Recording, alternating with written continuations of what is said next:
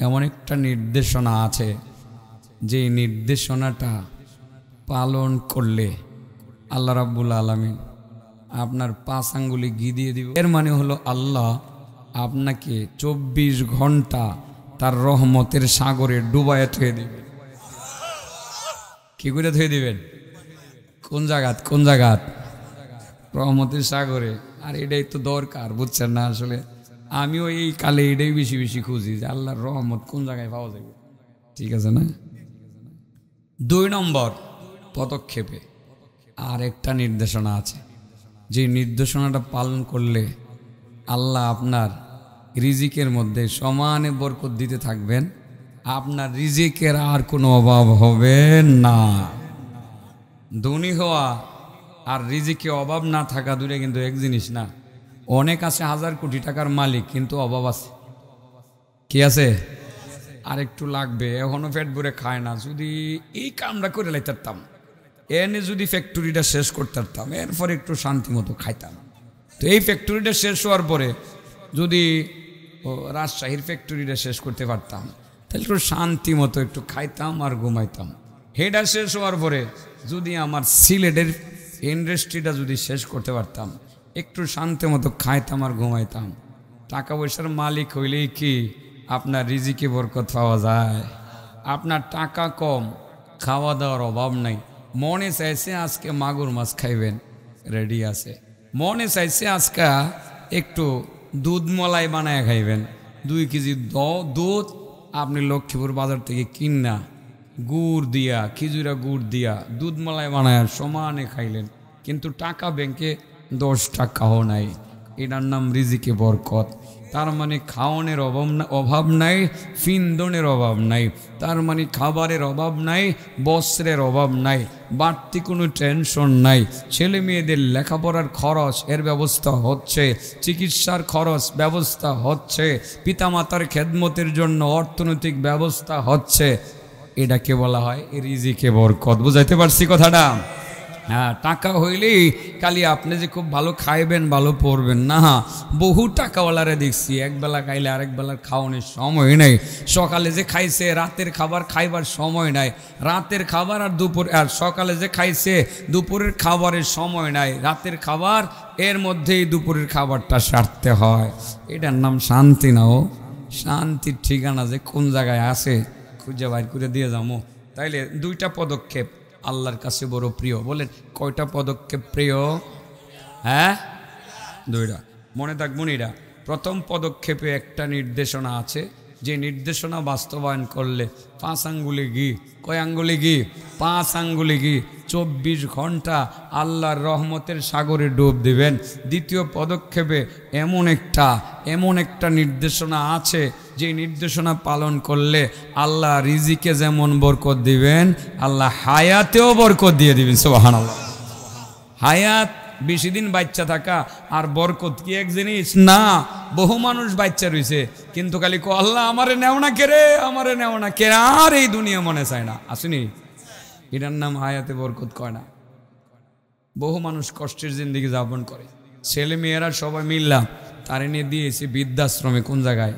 নাতিপুতিরার চেহারা দেখতে পারে না, ওখানে শুয়ে বইয়ে থাহে আর মনে মনে কয় আল্লাহ দুনিয়াতে বাচ্চা থেকে ছেলে মেয়ের মুখ দেখতে পারি না, দুনিয়াতে আমি বেঁচে আছি আমার নাতিপুতির চেহারা দেখতে পারি না, এই পৃথিবীতে আমি বেঁচে আছি আমি দিব্যি আরামে একটু ঘুরতে পারি না, আমার বাড়ির পাশের বাজারে গিয়ে চা স্টলে বসে বন্ধু বান্ধবদেরকে নিয়ে 1 কাপ চা খেতে পারি না, বাড়ির পাশের মসজিদে গিয়ে বন্ধু বান্ধবদেরকে নিয়ে 1 ওয়াক্তের নামাজ জামাতে আদায় করতে পারি না। আল্লাহ গো, এই পৃথিবী আমি চাই না, মাহবুদ আমারে লইয়ে যাও। বহুত বৃদ্ধাশ্রমের বহুত বাসিন্দা চোখের পানি ফেলে দিয়ে দিয়ে কান্না করে করে কি করে না? এজন্য আমরা রিজিকেও বরকত চাই, হায়াতেও বরকত চাই। রিজিকেও বরকত চাই, হায়াতেও বরকত চাই।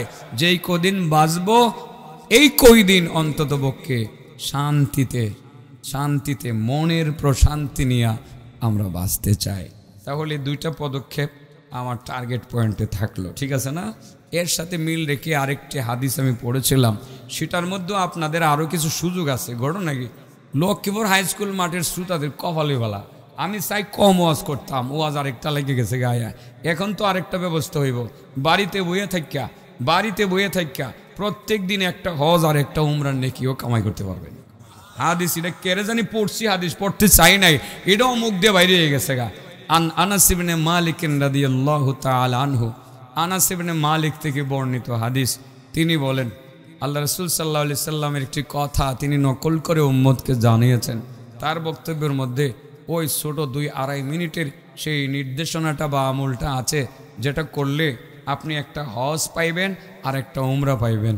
হজ তো আমরা করি, কবুল হয় কি হয় না গ্যারান্টি নাই। আমি তো হজ করেছি গতবার, জানি না আমার হজ কবুল হয়েছে কিনা, অনেকেই করেছেন, কবুল হয়েছে কিনা জানা নাই। কিন্তু আনাস বলেন, নবীজি বলছেন, কেউ যদি ওই দেশে না গিয়েও একটা আমল বাংলাদেশের থেকেও করতে পারে, তাহলে সে কবুল একটা হজ পাবে, কবুল একটা উমরা পাবে। আল্লাহু আকবার। এলে আপনাদের কপাল ভালো না, এদেশও থাইকা কবুল হজের নেকি পাইবেন, কবুল উমরান নেকি পাইবেন। তাইলে মোটামুটি আর একটা বিষয় বাইরে গেল গা। এই হাদিসটা দিয়ে শুরু করি, তবে দেখবেন লাস্টে আবার শুরু আর শেষ কেমনে যে গিয়ে মিল লাগেছে, ও খাপের খাপ মিল লাগেছে। প্রথম মনে হবে কিরে মিলবো কেমনে, বইলে আসছে 2টা পদক্ষেপ, কই সেই পদক্ষেপ। আবার এখন বলতেছে হজের নেকি আর উমরান নেকি, হাদিস 2টার মধ্যে তো কোনো মিল নাই। লাস্টে দেখবেন আইতে আইতে আস্তে করে এইভাবে ঠাস করে মিলে গেছে, একদম মিলে যাবো লাইনে লাইনে আইসে খাপের খাপ মিলে যাব ইনশাআল্লাহ। ধৈর্য ধারণ করে শুনবেন, দেখি আধা ঘন্টা সময় আপনাদের আজকে দেওয়া যায়। আর যদি আমার ভাগ্য ভালো থাকে, কণ্ঠটা যদি আমার সাপোর্ট করে আরেকটু বেশি, আরও যদি সাপোর্ট করে 22 তারিখে আইসা বলবো ইনশাআল্লাহ আরেকবার। কোন পাখে যে আমো এটা হারা কইতেও পারতো না, 22 তারিখও আইসা বলবো যদি সুযোগ পায়। দেখি যে আমি আইতার মুখ, তো ওই দিন দেখা যায় এনে মুরব্বী আলেমরা অনেকে আইতাছে, আমাদের বাউদ্দিন সাহেব হুজুরও থাকবে, এরপরে মুশতাকুর নবী কাসিম হিসাবে থাকবে। আমারে কেউ বলে নাই, ওরা দাওয়ার দেয় নাই, কিন্তু 22 তারিখের ইচ্ছাকে তো ভাবেই বললাম যদি সুযোগ থাকে আমার। 22 তারিখ কয়টা প্রোগ্রাম আছে কোথায় আছে মনে নাই, ডায়েরিটা গিয়ে দেখবো। যদি দেখি যে 1 ঘন্টার লাগে ঢুকতে পারবো, যে সময় ঢুকলে কারো কোনো ডিস্টার্ব হইতো না, ঠিক ওই সময় ঢুকে যাবো ইনশাআল্লাহ। হ্যাঁ, ও 23 তারিখ আবার আপনার ও সোয়েব বই বই দিয়েছেন, নারায়ণ দাওয়াত আছে। আলহামদুলিল্লাহ আলহামদুলিল্লাহ। ও ওই যে ভাষণ দিতেছে চাইছেন, আমার মনে আছে। আর আমি লক্ষ্মী এই এলাকাতে তো আমি আওয়াজ শুরু করছি লক্ষ্মীপুর মাঠ দিয়ে না, প্রথম আইছিলাম ওই যে আব্বাসউদ্দিন শাহ হুজুরের মাঠে, পরে দ্বিতীয় জায়গাটা এটা, হ্যাঁ এই যে মনে আছে দ্বিতীয় জায়গাটা এটা। এরপরে গেছি আপনার আব্দুল্লাহ মাদ্রাসায়, এরপরে আসতে এসে আইসি মাই দিদি। আপনারা কিছুদিন আমার আনছেন না এই জায়গাটা, কিন্তু এই জায়গা না আসলেও আমি চতুর্দিক দিয়ে খালি আলবাইছি, চতুর্দিক দিয়ে আলবাইছি, মাইজের জায়গাটা আলবাই তারছি না। এখন আমার মাইজের জায়গাটা এসে বুঝছি, ঠিক আছে না? এটা আল্লাহ পাকের ইচ্ছা, আল্লাহর ইশারায় সব কিছু হয়। দুনিয়ার সব জায়গা সকলের জন্য সব সময় উন্মুক্ত থাকে না, এটাই সৃষ্টির বিধান। আমরা সব সময় সব জায়গায় যাব এমন তো কোনো কথা না। আল্লাহর মেহরবানি আজকে আবার এই মুরব্বীর চেহারাটাও দেখছিলাম নয়া, এই যে মেজর সাহেবের মুসাফাটা করতে পারলাম না। আমি ভাবছি থাকবো, বয়ান শুরু করার সময় হাতটা মিলামো, উনি মনে হয় আমার প্রতি একটু কষ্ট আছে কিনা আমি জানি না, কিন্তু আমার কোনো কষ্ট কারোর প্রতি নাই। কারণ আমারে বহুত জায়গায় মানুষ দৌড়ানোর চেষ্টা করে, কিন্তু আমি কাউরে দৌড়ানোর চেষ্টা করি না। বহু জায়গায় গেলি গিয়ে কয় এটা কোন যেত না, এটা কোন যেত না, আমি আমার কথা কই আই করি। কারণ আমি তো আসলে মাহফিলের মধ্যে ব্যক্তিগতভাবে কাউকে অ্যাটাক করতে আসি না। আমার উদ্দেশ্য ছিল কোরআন বলা, হাদিস বলা। এটা একসময় একজনের পছন্দ হইব, আরেকজনের হইতো না, এটা হইতেই পারে দুনিয়াতে। আমার সব কথা আপনার ভালো লাগবে এমন কোনো কথা ভালো না। অতএব আমাকে দিনের দাওয়াত দিয়ে যেতে হবে। আল্লাহ ওয়াল্লাহ ওয়াল্লাহ বলছি, আল্লাহর কসম। আসলে মাহফিলের জগতে নানান ব্যতিক্রম ধরনের মানুষ আমরা পাই, কিন্তু বিন্দু পরিমাণ কোনো কষ্ট নেই না। কেন নেই না? চিন্তা করি উনি হয়তো বুঝে নাই, আমাকে বোঝাতে হবে। আজকে বোঝাতে পারি নাই, আরেকদিন আমি বোঝানোর চেষ্টা করব। মানুষ অনেক সময় বুঝে না, সেই জন্য আমরা কিন্তু মাঠ ছেড়ে দেই না। বহু সময় নানানভাবে নানান বাধা বিপত্তি আমাদের মাহফিলগুলোতে আসে, সমস্যা নাই।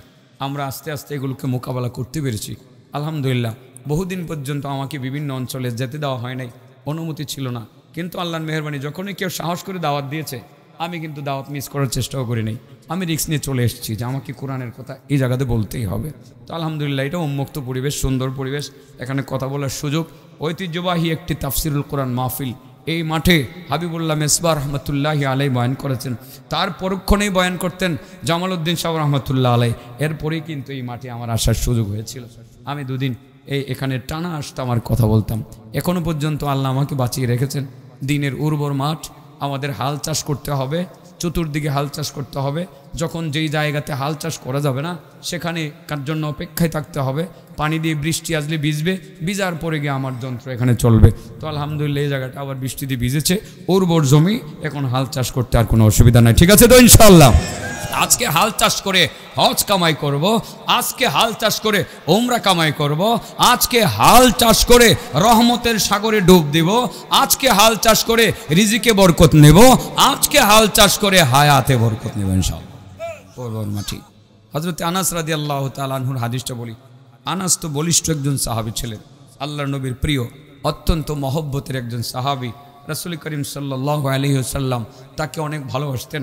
শুধু আনাসও আমার নবীকে ভালোবাসতেন। শুধু আনাস নিজে না, আনাসের মা, তার নাম ছিল উম্মে সুলাইম। নাম কি ছিল? উম্মে সুলাইম। আমার নবীকে প্রচণ্ড রকম ভালোবাসতেন। ভালো মন্দ কোনো খাবার, ভালো কোনো খাবার যদি তিনি রান্না করতেন, মসজিদে নববী থেকে আমার নবীকে দাওয়াত করে নিয়ে যেতেন। আনাসকে বলতেন, বাবা যাস না গিয়া মুহাম্মদুর রাসূলুল্লাহ সাল্লাল্লাহু আলাইহি ওয়াসাল্লামকে নিয়ে আসরে বাবা, সামান্য একটু রান্না করেছি, আল্লাহ নবীকে ছাড়া খায় কিভাবে। আসলে এই অবস্থায় আমার নবীর কিন্তু মদিনাতে যথেষ্ট অভাব ছিল। অভাব ছিল কি ছিল না? সাহাবায়ে কেরাম অনেকেই গিয়েছেন, তাদের তো বাড়িঘর নাই, সম্পদ নাই। আনসাররা সাহাবায়ে কেরামদেরকে সাহায্য করতেন, সহযোগিতা করতেন। আমার নবীও বহু কষ্ট করেছেন। সেই সময়টায় বিপদের মুহূর্তে উম্মে সুলাইম, আনাস ইবনে মালিকের মা, রান্না করলে আমার নবীকে দাওয়াত করে নিয়ে যাওয়ার চেষ্টা করতেন। সেই উম্মে সুলাইম আসলে আরেকটা কারণও আছে। সেই কারণটা, তিনি কিন্তু আমার নবীর খালা লাগতো, মায়ের দিক থেকে কি লাগতো? ব্লাড কানেকশন একটু ছিল, এই জন্য ঠান্ডা বেশি আছেন, বুঝেন না? আল্লাহ রাসূল সাল্লাল্লাহু আলাইহি ওয়াসাল্লাম দিব্যি হযরত উম্মে সুলাইমের বাড়িতে, আনাস ইবনে মালিকের মায়ের বাড়িতে, আনাস ইবনে মালিকের মায়ের বাড়ি, বাবার বাড়ি কিন্তু বলতেছি না। বাবার বাড়ি কেন বলতেছি না? কারণ ওনার বাবা, আমার নবী যখন মদিনা গেছে, মদিনা যাওয়ার পরে ওনার বাবা বাইকে গেছে গা, মোহাম্মদ আইছে, আমি যাই গে এই দেশ থেকে, এই দেশে থাকলে আমার মুসলমান হওয়া লাগবো। বাইকে আনাস ইবনে মালিকের মারে রাইখা পরে ঠিক গেছে গা। পরে আনাস ইবনে মালিকের বাবা গেছে গা দেশ সাইরা, আর আনাস ইবনে মালিকের মা উম্মে সুলাইম, ওনার বিবাহ হয়েছিল আরেকজন পুরুষের সাথে, তার নাম ছিল আবু তালহা। তাহলে উম্মে সুলাইম আনাস ইবনে মালিকের মা হওয়ার পরেও উম্মে সুলাইমের স্বামী আবু তালহা কিন্তু আনাসের বাবা ছিলেন না, বাবা ভাগছে। বুঝাতে পারছি কথাটা? ওই সময়টাই রাসূল করিম সাল্লাল্লাহু আলাইহি সাল্লাম উম্মে সুলাইমের বাড়িতে যাইতেন, নিজের বাড়ি মনে করিয়া ডাইরেক্ট গিয়া ফ্লোরের মধ্যে চাটাইটা বিছাইয়া সুন্দর করে আরামে ঘুমাই যেতেন। আরামে, এটা কেন বলতেছি? কারণ আছে, লাস্টে বুঝবেন কারণ আছে। কারণের কি আছে? সব তো একখানা মিশবো। আমার আলোচনার ধরন তো বুঝেনই, যে যাইতেছে গা বাবাই, মাই যাইবো গা তা বাপের বাড়ি, বাবাই যাইবো গা তার শ্বশুর বাড়ি, আর আমরা সবাই যাবো গা নানের বাড়ি। বাড়ি কয়টা? আমার অস্ত এরকম ওই লাস্টে দেখবেন ঘুরে গেড়ে সব এক জায়গাত। সব কয় জায়গাত? এক জায়গাত। লাস্টে আমরা ঘুরে গেড়ে এক জায়গার ভিতরে ঢুকমু, এখান থেকে সব সংগ্রহ করবো। আনাস ইবনে মালিক এর বাড়িতে আমার নবী কেন যাইতেন? ব্লাড কানেকশন ছিল। কি ছিল? ব্লাড কানেকশন ছিল। দিব্যি গিয়ে ঘুমায় যেতেন, দিব্যি ঘুমায় যেতেন আমার নবী। শরীরে ঘাম সৃষ্টি হইতো আমার নবীর, কারণ তখন কারেন্ট ছিল। ঘরের ভিতরে ঘুমাইলে কি ঘামাইতো না? আমার নবী ঘামতেন। উম্মে সুলাইম বলতেন, আনাস বাবারে দেখা যায় নবী ঘামতেছে, শিশিটা লয়ে যাও না। শিশি বুঝেন? শিশি, আরে আগে যে আমরা সরিষার তেল মাছ আসিরা ছোট্ট শিশির মধ্যে রাখতো, হ্যাঁ, বড় আধা কেজি সরিষার তেল আনলে তো মোটামুটি 15 দিন গেছে, আরো বেশি গেছে না? এখন আধা কেজি কয়দিন যায়? একদিন যায় না। অনেক সময় একদিনও মাছ আসিরা কিন্তু এক শিশি দিয়ে 3 দিন চালাইছে। কয়দিন? এই শিশি দিয়ে 3 দিন চালাইছে। শিশির কথা মনে হয়েছে আর কি জন্য বললাম। এই শিশিটা আনাস ইবনে মালিককে উম্মে সুলাইম বলতেন, বাইকনা ঘুমাইছে যাও না, ঘামতেছে, ঘাম দিয়ে ফুচ্চালিয়ে সুবহানাল্লাহ কোন, হ্যাঁ, ঘাম দিয়ে ফুচ্চালিয়ে শিশির দিয়ে এভাবে ঘুরে ঘুরে গাম ফুচ্চা শিশির ভিতরে ঢুকাইতেন। আনাস বলেন, কি যে গ্রান, সারা পৃথিবীতে এর চেয়ে দামি গ্রান আর আতর আমার মনে হয় অন্য আর কোনো কিছুর মধ্যে ছিল না। আমার নবীর গ্রানেও মানে ঘামেও সুঘ্রাণ ছিল, পৃথিবীর শ্রেষ্ঠ আতর ছিল। সেই রাসূল সাল্লাল্লাহু আলাইহি সাল্লাম উম্মে সুলাইমের বাড়িতে যাইতেন, কারণ আত্মীয়তার সম্পর্ক ছিল। কি ছিল? আত্মীয়তার সম্পর্ক ছিল। খাবারের জন্য তো যাইতেন, এমনিতেই উম্মে সুলাইমের সাথে দেখা করার জন্য মুহাম্মদুর রাসূলুল্লাহ সাল্লাল্লাহু আলাইহি ওয়াসাল্লাম সেখানে যাইতেন। এই যে আমার নবীর একটা চরিত্র, আত্মীয়দের সাথে সম্পর্ক রক্ষা করে চলা, এটা সারা পৃথিবীর মানুষের জন্য একটা উদাহরণ। যারা আত্মীয়তার সম্পর্ক রক্ষা করে না, বরং ছিন্ন করে, আল্লাহ রাসূল বলেন লা ইয়াদখুলুল জান্নাতা কাতে, কারণ আত্মীয়তার সম্পর্ক ছিন্নকারীরা জান্নাতে যাবে না। কে বলছে? আত্মীয়তার সম্পর্ক ছিন্নকারীরা ইচ্ছাকৃতভাবে, এমনি তো মনে নাই উনি যে আমার আত্মীয়, জানি না, দূরে, অনেক দূরে তাবলিগ জমাতে গেলাম, অনেক দূরে নাটুরে গিয়েছেন আপনারা কেউ? নাটুরে আমি 40 দিনের চিল্লাই গেলাম, সেখানে নাটুরে গিয়ে দেখি এক মসজিদে নামাজ পড়তেছি, এক ভদ্রলোক কথায় কথায় পরিচিত হয়ে গেল। উনি বলে আপনি তো আমার আত্মীয়। কেমন আত্মীয়? আপনার স্ত্রী আমার রক্তের সম্পর্কের আত্মীয়। কেমনে বললেন? আমি নাটুরে চিল্লাই আসছি, আমি তো জানি না আপনি যে আমার আত্মীয়। কেমনে জানি আল্লাহ মিলিয়ে দিল, পল্লী বিদ্যুতে চাকরি করে বড় অফিসার, আল্লাহর বান্দা। আমি যখন বলতেছি যে আমার বাড়ি অমুক জায়গায়, শ্বশুর বাড়ি হাসনাবাদ নরসিংদীর, ওরে হাসনাবাদের হাজি সাহেবরে চিনেন? হাজি সাহেব কি? হাজি সাত্তার, হাজি সাহেব আব্দুল সাত্তার সাহেবকে চিনেন? আমি বললাম আমার শ্বশুর। এই জড়াইয়া ধরছে, উনি আমার মামা। 1 সপ্তাহ আগেও বেড়ায় আসছি, আপনার স্ত্রীর সাথে আমার ব্লাডের সম্পর্ক আছে, আত্মীয় খুঁজে পাইছি। আমি কিন্তু জানতাম না এখানে যে আত্মীয় আছে, জানতাম? সেটা না জানলে সেটা ভিন্ন কথা, কিন্তু জানার পরেও যদি কেউ আত্মীয়দের সাথে সম্পর্ক ছিন্ন করে, আল্লাহ রাসূল বলেন সে বেহেশতে যাবে না। সে কোথায় যাবে না? আর আত্মীয়তার সম্পর্ক রক্ষা করে চললে যে কি লাভ, সেটা বলতাম, একটু পরে বলতেছি। আমার নবীর কয়েকটা বৈশিষ্ট্যের অন্যতম একটা বৈশিষ্ট্য ছিল, রাসূল করিম সাল্লাল্লাহু আলাইহি সাল্লাম আত্মীয়দের সাথে সম্পর্ক রক্ষা করে চলতেন। মনে হয় বিরক্ত হচ্ছেন। প্রথম বলছিলেন 2টা পদক্ষেপ, পরে বলছিলেন হজ দিবেন, উমরা দিবেন, পরে বলছিলেন যে কি দিবেন? রহমতের সাগরে ডুবাই দিবেন, পরে বলছিলেন হায়াতে বরকতের ব্যবস্থা করে দিবেন, পরে বলছিলেন রিজিকে বরকতের ব্যবস্থা করে দিবেন। কিছুই তো বলেন না। অনেকেই আমার ফেসবুকে, ইউটিউবওয়ালারাও বিরক্ত হয়। আর আমি যা লাইন মতে বলতেছি, তো আমি এর ভিতরেই বলতেছি, তুমি ধৈর্য ধারণ করে আমার কথাটা শুনতে হবে। ও ভাই ইউটিউবের যারা তোমরা ওয়াজ শোনো, বিরক্ত হইও না, লাস্টে দেখবা ফিনিশিং সুন্দর নিখুঁতভাবে আসতেছে। আস্তে আস্তে কাম কইরা লাস্ট ফিনিশিংটা দিলে ভালো হয়। আর মাঝে থোড়া লাফায়া দিলে এদিকে দাগ, এদিকে উষা, এদিকে নেচা, টিলা থাকবো, ঠিক আছে না? আমি টিলা রাখতে রাজি না। তোমরা বিরক্ত হয় না। ওই যে ইউটিউবাররা কইতেছি আর কি, হেরা দিই হমানে ফেসবুকে আমার বহে। আসল কথা তাড়াতাড়ি কোন সমনষ্ট করেন। হ্যাঁ, আমি দেখি মাঝে মধ্যে মন্তব্যের কলামে, কমেন্টসের মধ্যে লেখে আর কি। তা আসল কথা হুজুরের কন তাড়াতাড়ি বিরক্তি লাগতেছে। আপনারও তো মনে হয় কইতাছেন না। হেইডারে কেন্দ্র করে আরও কিছু গুরুত্বপূর্ণ কথা আপনাদেরকে আমার বলতে হবে। প্রথমেই যদি কিলানি শুরু করি, কিল একটা খাইতে রাজি হইবেন? রাজি হইতেন না। বাইন্দা যদি কিলায়, হ্যাঁ, তো আমি তো এটা করে বানছি। এখন কিছু কিলানির কাম আছে, তো না কিলাইলে ভালোই তো না, সমস্যা আছে। মাইরা ফিডাইয়া কিলাইয়া বাইরে কিছু সমস্যার সমাধান করতে হবে। এখন বানছি, আপনি তো কইবেন হুজুর যেহেতু বাইন দিয়েছেন, যা ইচ্ছা তা কিল দিতে পারবেন, আর কোনো অসুবিধা নেই। আমি কিলানের জন্য প্রথম বান, শুধুমাত্র মজা খাইবেন। কিল খাওয়ার দরকার হলে কিল খাইতেন না? হ্যাঁ, দেখেন আমাদের চরিত্র এরকম হয়ে গেছে। আমরা আত্মীয়দের সাথে সম্পর্ক রক্ষা করতে চাই না, আত্মীয়রে দূরে রাখতে চাই। বাইকনিরে তো মুখে যে ভালোবাসা দেখায়, কিন্তু ভিতরে এই ভালোবাসা দেখায় না। বাইকনা যদি বুঝে ফেলে যে তার মা বাড়ির সম্পদ নিছে না, বাবার সম্পদ নিছে না, বাইকনা তো এসে সম্পদ দখল করব। খালি দূরে বাইকনারে মুখে কয়। আর যদি কোনোদিন বাইকনা বলতে পারে মামা আমার মায়ের যে বাগা ছিল 5 খেয়ে একটু দিয়ে আলাম দয়া করে, রে চোখ বুঝি ফুটে গেছে না? সারা জীবন তোর মারে করলাম, তোরারে করলাম, লেখাপড়া করাইলাম, তোর মারে লেখাপড়া করাইলাম, বিয়ে যদি দিলাম, এখন বুঝি আসছো বাবার বাড়ি, মায়ের বাবার বাড়ি, নানার বাড়ির সম্পদ নেওয়ার জন্য। এমন বাইক না, আমাদের কাম নাই, আর কোনোদিন আইবি না, আর কোনোদিন আইবি না, সম্পর্ক শেষ। আল্লাহ রাসূল কয় তোমার জান্নাতও শেষ। তোমার জান্নাতও মোটামুটি একটু কিলানির মতো লাগতেছে না? এরকম কিল খাওয়াইনা লোক বহুত আছে, গিয়ে দেখেন বোনের হক মাইরা থুয়ে দিছে। এর কিলানি দরকার আছে না? কিলাইয়া গুছাইয়া মোটামুটি একটু রাস্তা টানবো। এরপরে দেখবেন যে সোজা করে মালিশ করে দিলে একদম আরাম। এরপরে দেখবেন হজও পাইলাইছে, উমরাও পাইলাইছে, হায়াতেও বরকত পাইলাইছে, রিজিকেও বরকত পাইলাইছে, রহমতের সাগরেও ডুব দিয়েছে, সব ব্যবস্থা হয়ে যাবে। তাহলে আত্মীয়দের সম্পর্ক রক্ষা করে চলেন তো। আমার নবীর 6টা অন্যতম বৈশিষ্ট্যের 1 নম্বর বৈশিষ্ট্য আত্মীয়দের সাথে সম্পর্ক রক্ষা করে চলা। সেই জন্যই উম্মে সুলাইমের বাড়িতে যাইতেন। উম্মে হানির ঘরে ছিলেন তো মেরাজে যাওয়ার সময়, গত মাসটা গেল না, রজব মাস, কোন ঘরে ছিলেন? উম্মে হানির ঘরে ছিলেন। কোথায় ছিলেন? উম্মে হানির ঘরে ছিলেন। আত্মীয়দের সাথে সম্পর্ক রক্ষা করার জন্য প্রাণপণ চেষ্টা করতেন, প্রাণপণ চেষ্টা করতেন আমার নবী। কোনো আত্মীয়রে পাইলে তার যত্ন, সেবা যত্ন করা, খোঁজখবর নেওয়া, এটা আমার নবীর আদর্শের অন্যতম আদর্শ ছিল। সেই জন্য হযরতে খাদিজাতুল কুবরা আমার নবীকে একটি কথা বলছিলেন, দামি কথাটা বলেই ফেলি। আল্লাহ রাসূল সাল্লাল্লাহু আলাইহি সাল্লাম যখন গারে হেরাতে গিয়েছিলেন, ওহীপ্রাপ্ত হইলেন, জিবরাইল এসে 3 বার বুকের মধ্যে চাপ দিলেন। এরপরে যখন বললেন ইকরা বিসমি রাব্বিকাল্লাযী খালাক, খালাকাল ইনসানা মিন আলাক, ইকরা ওয়া রাব্বুকাল আকরাম, আসেনি? আছে?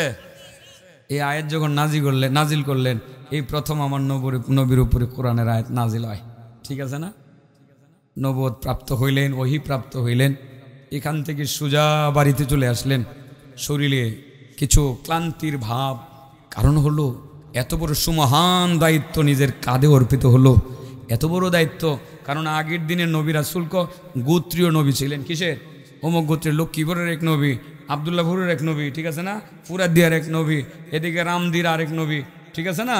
আগে তো নবী রাসূল, এই লক্ষ লক্ষ নবী রাসূল তো এইভাবেই আসছেন, বিভিন্ন গোত্রে তারা কাজ করেছেন, ঠিক না বেঠিক? তাদের দায়িত্বটা যে ছোট একটা দায়িত্ব, গোত্রের দায়িত্ব। কিন্তু আমার নবীকে যেদিন নবুয়ত দেওয়া হয়েছে, যখন আমার নবীর উপরে কোরআনের আয়াত নাজিল করা হয়েছে, সেদিন আমার নবীকে একটা গোত্রের নবী ছিলেন নাকি সারা পৃথিবীর নবী বানাই আমার নবীরে পাঠাইছেন? দায়িত্বটা সারা পৃথিবীর দায়িত্ব, ছোট না বড়? নবীর ভিতরে টেনশন থাকবে, এটাই তো স্বাভাবিক। এত বড় দায়িত্ব আমি পালন করব কিভাবে? ঘরে আসলেন, টেনশন, পেরেশানি।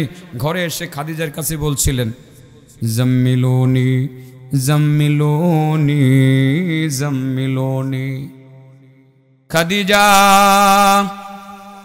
তুমি আমারে কম্বল দিয়া আবৃত করে ফেলো, কম্বল দাও আমারে, কম্বল দাও, কম্বল দাও।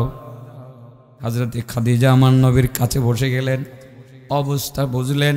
আমার নবী খাদিজার কাছে পুরাপুরি খবরটা তুলে ধরলেন।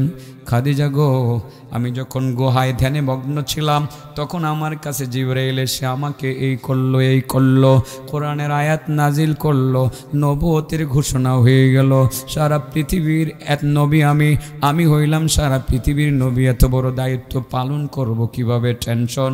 খাদিজা তুমি আমারে কম্বল দাও। ফাখবারাহাল খবর, পুরাটা খবর হযরতে খাদিজারে দিলেন। খাদিজা খবর শুনে আমার নবীর কাছে বসে সান্ত্বনার বাণী শোনাইতে গিয়া কয়েকটা কথা বলছিলেন। কাল্লা ওয়াল্লাহি মা ইউখজিকাল্লাহু আবাদা। ইয়া রাসূলুল্লাহ, ওগো আল্লাহর নবী, আমার প্রাণের স্বামী, কোনো টেনশন করবে না, কোনো টেনশন করবেন না। আমি আল্লাহর কসম করে বলতে পারি, আল্লাহর কসম করে বলতে পারি, আল্লাহ রাব্বুল আলামিন আপনার মধ্যে যে বিশেষ কয়েকটা গুণাগুণ দিয়েছেন, যে কয়টা গুণ দিয়েছেন, এই গুণগুলো আপনার মধ্যে আছে। এই গুণগুলো আপনার মধ্যে থাকার কারণে আমি আল্লাহর কসম করে বলতে পারি, মহান রাব্বুল আলামিন কোনো দিন আপনাকে অপমানিত এবং লাঞ্ছিত করবেন না। এমন যোগ্যতম স্ত্রী নবীর পাশে বসে নবীর সান্ত্বনার বাণী শুনাইলেন। আমাদের স্ত্রীরা শুনায়নি? হ্যাঁ, খালি স্যাং স্যাং ব্যাং ব্যাং করে, ঠিক আছে না? মা বোনেরা এরকম করেন না। স্বামী যদি কোনো সমস্যার মধ্যে থাকে, মাথার পাশে বৈশা মাথাটার মধ্যে একটু তেল দিয়া, একটু মাথাটার মধ্যে আদর যত্ন করিয়া দিয়ে বলবেন, ব্যবসাত লাভ হয়েছে না লস হয়েছে, তা কী হয়েছে, মন খারাপ করেন কেরে, প্রয়োজনে না খায় থাকবো, আপনি কে টেনশন করেন? আল্লাহ আছে না সামনে, আল্লাহ ব্যবসাত লাভ দিব, আপনি কোনোদিন টেনশন করেন না গো স্বামী, আমি আছি আপনার সাথে। প্রয়োজনে আপনি যে ব্যবসা করবেন, আমি ঘরে বসে বসে আপনার ব্যবসায় সহযোগিতা করবো। যেই মালগুলো আপনি কর্মচারী দিয়ে বানান, আমি ঘরে বয়ে বয়ে বানায় দিব। আমি আছি না ইনশাআল্লাহ, আল্লাহ আছে আমাদের সাথে, কোনো টেনশন করবেন না। স্বামীর মনটা কেমন লাগবো? আরাম লাগতো না, ঠান্ডা হয়ে যেত কেনা। আর এই সমস্ত মহিলারই তো ব্যস্ত যাবো। আর যেটি কল ব্যবসার মধ্যে লস করেছে, সেমনে ব্যবসা করে, ব্যবসা বুঝে না কে ব্যবসা করে, এমন ব্যবসা। ও আল্লাহি মা ইউখজিকাল্লাহু আবাদা। ইয়া রাসূলুল্লাহ, আমি আল্লাহর কসম করে বলতে পারি, আল্লাহর কসম করে বলতে পারি, আপনার মধ্যে যে ৫-৬টা গুণ আছে, এখানে 5টা গুণের কথা উল্লেখ আছে, অন্য অন্য হাদিসে আরও 2-3টা গুণের কথা উল্লেখ আছে। সহিহ বুখারীর শুরুতে 5টি গুণের কথা উল্লেখ আছে, অন্য জায়গায় আরও কয়েকটা গুণের কথা উল্লেখ আছে। ইয়া রাসূলুল্লাহ, এই 5টি গুণ আপনার মধ্যে আছে। এই গুণ থাকার কারণে আমি আল্লাহর কসম করে বলতে পারি, আল্লাহ রাব্বুল আলামিন আপনাকে কোনোদিন অপমানিত করবেন না, লাঞ্ছিত করবেন না। আপনার 1 নাম্বার যে গুণটা আল্লাহর কাছে বড় পছন্দের গুণ, যে গুণটা শুধু আল্লাহ পছন্দ করেন না, সারা পৃথিবীর মানুষ এই গুণটাকে পছন্দ করে, এই গুণটা আপনার মধ্যে আছে। ইন্নাকা লাতাসিলু আর রহমা। আপনার 1 নাম্বার গুণ হইল আপনি আত্মীয়দের সাথে সম্পর্ক রক্ষা করে চলেন, আত্মীয়দের সাথে কোনোদিন আপনি সম্পর্ক ছিন্ন করেন না। ইন্নাকা লাতাসিলু আর রহমা, আপনি আত্মীয়দের সাথে সম্পর্ক রক্ষা করে চলেন। এই গুণটা থাকার কারণে আমি কসম করে বলতে পারি, আল্লাহ কোনোদিন আপনাকে অপমানিত করবেন না। ও বাবারা, আপনাদেরকে আমি বলতে পারি, আপনারা মুসলমান যদি নবীর এই চরিত্রটা, নবীর এই অভ্যাসটা আপনাদের ভিতরে নিতে পারেন, আমরা যদি নিতে পারি, আল্লাহর কসম করে বলা যায় আল্লাহ অপমানিত লাঞ্ছিত করবেন না।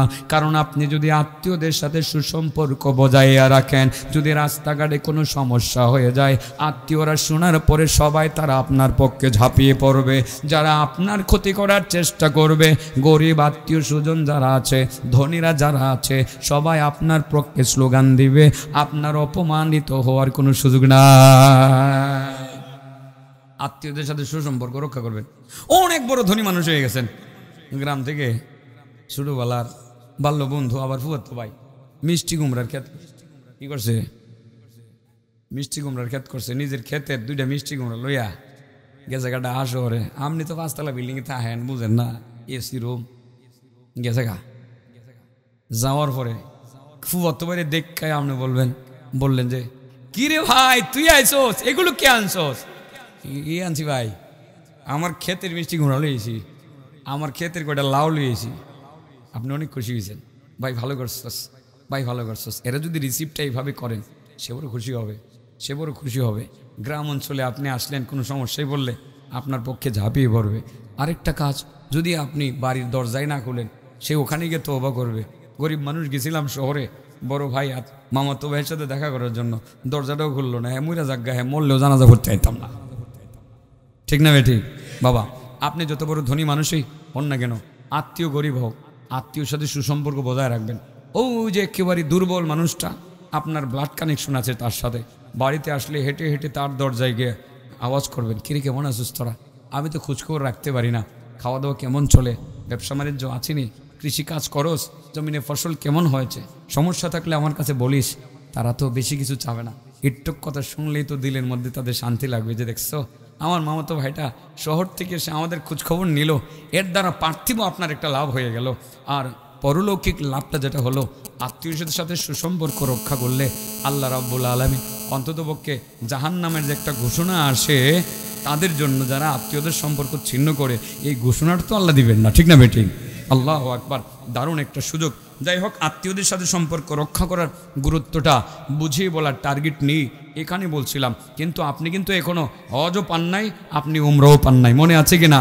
আপনি এখনও রহমতের সাগরে ডুব দিতে পারেন নাই, আপনি এখনও রিজিক পান নাই, রিজিকে বরকত পান নাই, আপনি এখনও হায়াতে বরকত পান নাই। আমার নবীর বৈশিষ্ট্যের অন্যতম একটি বৈশিষ্ট্য, আমরা সেটা রক্ষা করে চলবো তো? হযরত খাদিজা মাতার পাশে বসে বসে বলছিলেন, আপনার কয়টা গুণ আছে? 1 নম্বর, ইন্নাকা লাতাসিলু আর রেহমা, আপনি আত্মীয়দের সাথে সম্পর্ক রক্ষা করে চলেন। 2 নম্বর তাহমিলুল কাল্লা, আপনি কালমানি বুঝা, আপনি তো মানুষের বুঝা নিজের মাথার মধ্যে নিতে বড় পছন্দ করেন। আমার নবী জীবনে কত মানুষের বুঝা নিজের মাথায় নিয়েছেন, আমরা কি মানুষের বুঝা নিজের মাথায় নেই? প্রেস্টিজের হাম্বার হবে। আমি এত বড় মুফতি সাহেব, আমি কি করে আরেকজনের বোঝা আমার মাথার মধ্যে নিব? আমি এত বড় মুফতি সাহেব, তাই বলে কি আমার আল্লাহর নবী থেকে বড় হয়ে গেছি? হ্যাঁ, আপনি এত বড় পীর সাহেব, আপনি কি আমার নবী থেকে বড় হয়ে গেছেন? আপনি সারা বিশ্বে সমাদৃত একজন বড় আলেম, আমার নবীর থেকে বড় হয়ে গেছেন। আমার নবী তো সেই বৃদ্ধা নারীর বোঝা নিজের মাথায় নিয়েছেন। আমার নবী সেই ইহুদির ছেলের সন্তানের বোঝা নিজের মাথায় নিয়েছেন কিনা? নিয়েছেন। আমার নবী সেই মেহমানের দ্বারা নষ্ট হওয়া সেই ল্যাপ তুষক আমার নবী নিজের হাতে ধৌত করেছেন। আমার নবী সেই কাজগুলো করেছেন। তার মানে আমার নবী মানুষের সেবা করেছেন। তাই বলে কি আমার নবীর মান ইজ্জত কমে গেছে? হ্যাঁ, মানুষের বোঝা নিজের মাথার মধ্যে নিছেন। হযরত খাদিজা বলছিলেন, ইয়া রাসূলুল্লাহ, এই গুণটা আপনার মধ্যে আছে। 1 নম্বর যে গুণটা আছে সেটা হলো আত্মীয়দের সাথে সম্পর্ক রক্ষা করে চলেন। আর 2 নম্বর যে গুণটা আছে, মানুষের বোঝা নিজের মাথার মধ্যে আপনি নিতে পছন্দ করেন, এবং ইতিমধ্যে বহুজনের বোঝা আপনি নিজের মাথার মধ্যে নিয়েছেন। ইনশাল্লাহ আমরা নেব তো? ইনশাল্লাহ নেব তো? তাহমিলুল কাল্লা, এরপর একটা আছে কি, ইন্নাকা লা তাসিলুর রহিম ওয়া তাহমিলুল কাল ওয়া তুকসিবুল মাদুম। ওয়া তুকসিবুল মাদুম, আপনি যারা মাদুম মানে যাদের কাজ নাই, কর্মসংস্থান নাই, আপনি এসব লোকের কর্মসংস্থানের ব্যবস্থা করেন। কর্মসংস্থানের ব্যবস্থা করেন। ছোট্ট একটা কাজ আপনিও করতে পারেন। ছোট্ট একটা টেইলার্সের দোকান দিলেন, নিয়ত করছেন এখান থেকে আমার যা ইনকাম আসবে আমি খাবো, আর 5 জন লোক খাটবে, 5টা পরিবার চলবে। এটা কিন্তু বড় নেকির কাজ। আপনি সেটা করেন কিনা? আপনি কৃষি কাজ করবেন, কৃষিকাজ, জমিনে কাজ করবেন। আপনি চিন্তা করবেন আপনার 10 কানি জমিন আছে, প্রতি কানিতে 10 জন করে কামলা কাটাইবেন, তাইলে 100 জন লোক কামলা কাটবে। যে আমার জমিন থেকে আমিও ফসল খাবো, ফসল খেয়ে আমি ওই যে কামলাগুলো আছে তাদের পরিবারের খাবারের ব্যবস্থা এখান থেকে হবে। কর্মসংস্থানের ব্যবস্থা করা, আপনি কর্মসংস্থানের ব্যবস্থা করবেন। আমার নবী তো ওই কোরাল কিনে দিয়েছিলেন ওই কাঠুরিকে, মনে আছে আপনাদের? কোরাল কিনে দিয়েছিলেন, যাও কাজ করে খাও, ভিক্ষা করো না, কাজ করে খাও, এটার নাম কর্মসংস্থান।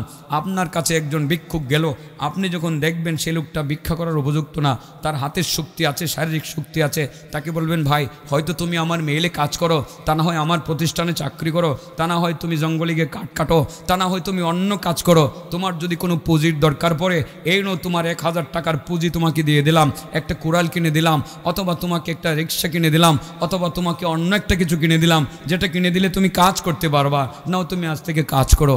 এই কাজটা যারা করবে, আল্লাহ রাসূল সাল্লাল্লাহু আলাইহি ওয়াসাল্লামের অন্যতম 5টা বৈশিষ্ট্যর একটা বৈশিষ্ট্য সে নিজের মধ্যে ধারণ করতে পারল। ও তুইনু আলা নওয়াইবিল হক। নবী, আপনার আরেকটা গুণ আছে, সেটা হলো প্রাকৃতিক দুর্যোগ যখন আসে, ঝড় তুফান হয়, বন্যা হয়, তুফান হয়, ঝড় হয়, ফসল নষ্ট হয়ে যায়, বন্যায় মানুষের সম্পদ ভাসিয়ে নিয়ে যায়, এরকম হয় কি হয় না? এগুলো প্রাকৃতিক দুর্যোগ বলে। কি বলে? প্রাকৃতিক দুর্যোগ বলে।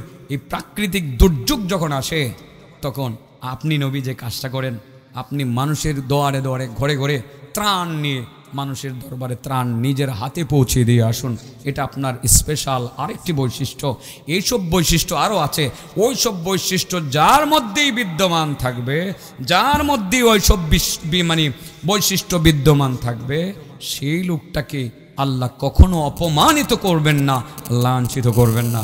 অতএব ইয়া রাসূলুল্লাহ, কম্বলের নিচে আপনি শুয়ে চিন্তা করতেছেন, দুশ্চিন্তা করতেছেন, কোনো কারণ নেই। আমি আল্লাহর কসম করে বলতে পারি, এই গুণগুলো আপনার মধ্যে থাকার কারণে আল্লাহ আপনাকে অপমানিত করবেন না। তো এখানে আমরাও চিন্তা করি, অনেক সময় বেইজ্জতি হওয়ার আশঙ্কা থাকে।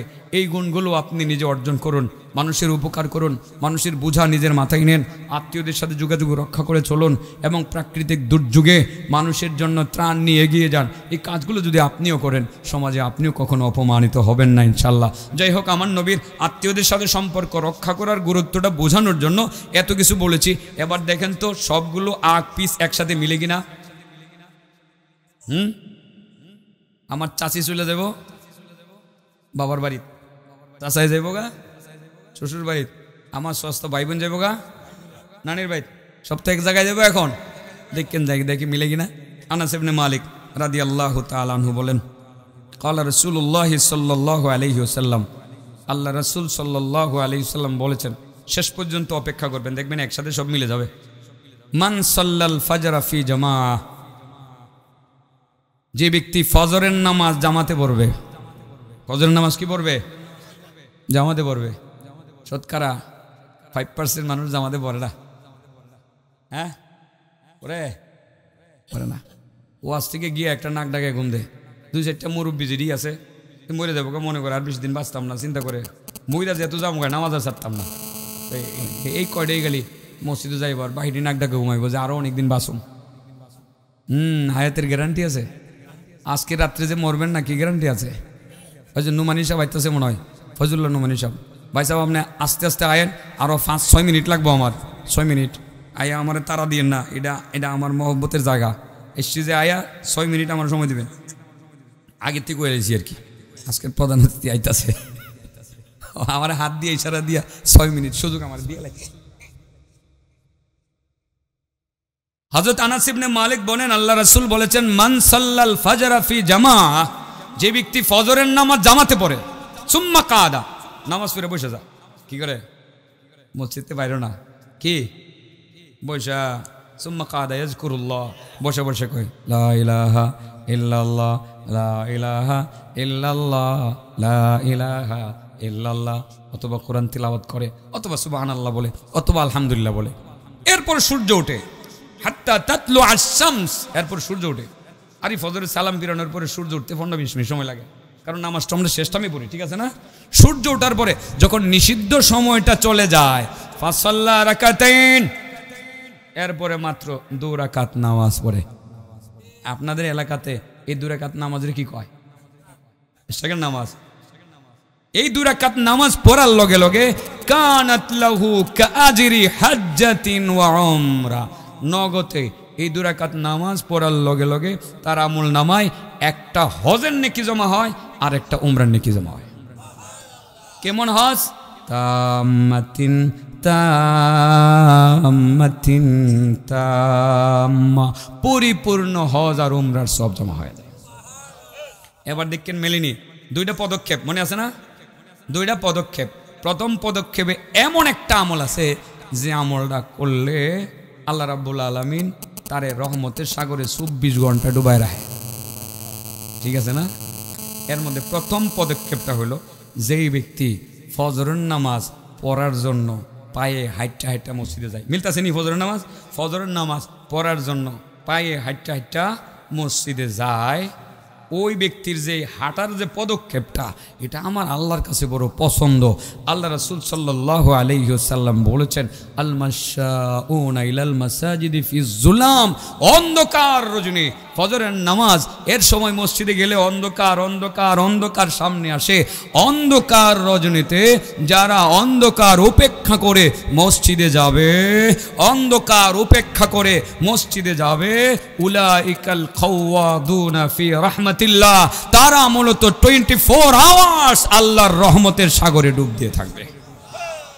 এবার বলেন ফজরের নামাজ পড়া 2 রাকাত নামাজ যদি আপনি পড়েন এরশাকের, একটা হজ একটা উমরা পাইবেন। আর অন্ধকারে যে হাইটটা ফজর পড়তে মসজিদে গেলেন, 24 ঘন্টা আল্লাহর রহমতের সাগরে ডুব দিয়ে থাকতে পারবেন। নুমান সাহেব নিয়ে আসো, নুমান সাহেব নিয়ে আসো, শেষ, আমারও শেষ। আমি তো মিলাইতে সময় লাগে না, ফিনিশিং দিতে আমার সময় লাগে না। তো কটা পদক্ষেপ গেছে? একটা। কটা গেছে? ফজরের নামাজের সময় নামাজ পড়ার জন্য পায়ে হেঁটে মসজিদে যাওয়ার যে পদক্ষেপটা, এটা আমার আল্লাহর কাছে বড় পছন্দ। 2 নম্বর আরেকটা পদক্ষেপ দেখেন মেলেনি, যে ব্যক্তি আত্মীয়দের খোঁজ খবর রাখার জন্য এই গ্রাম থেকে ওই গ্রামে যায়, এই গ্রাম থেকে ওই গ্রামে যায়, এই হাটি থেকে ওই হাটে যায়, ওই হাটি যায়, যারা আত্মীয়দের সাথে সম্পর্ক রক্ষা করার জন্য পদক্ষেপ নেয়, এই পদক্ষেপটা আল্লাহ রাব্বুল আলামিনের কাছে বড় পছন্দের, বড় পছন্দের, বড় পছন্দের। আর যেই ব্যক্তি আত্মীয়দের সাথে সম্পর্ক রক্ষা করে চলে, আল্লাহ রাসূল বলেন, মান আহাব্বা আইয়াবসুতা লাহু ফি রিজকিহি ওয়া ইউনসা ফি আসারিহি ফালইয়াসিল রাহিমা, যেই ব্যক্তি চায় হায়াতে বরকত হোক, আল্লাহর যেসব বান্দা বান্দিরা হায়াতে বরকত চায়, রিজিকে বরকত চায়, হায়াতে বরকত চায়, সে যেন আত্মীয়দের সাথে সম্পর্ক রক্ষা করে করে চলে। যারা আত্মীয়দের সাথে সম্পর্ক রক্ষা করার জন্য পদক্ষেপ নেয়, এই পদক্ষেপটা আল্লাহর কাছে বড় পছন্দ। আর এই পদক্ষেপ যারা নিবে, আল্লাহ তাদের রিজিকেও বরকত দিয়ে দিবেন, আল্লাহ তাদের হায়াতেও বরকত দিয়ে দিবেন। বুঝাতে পারছি?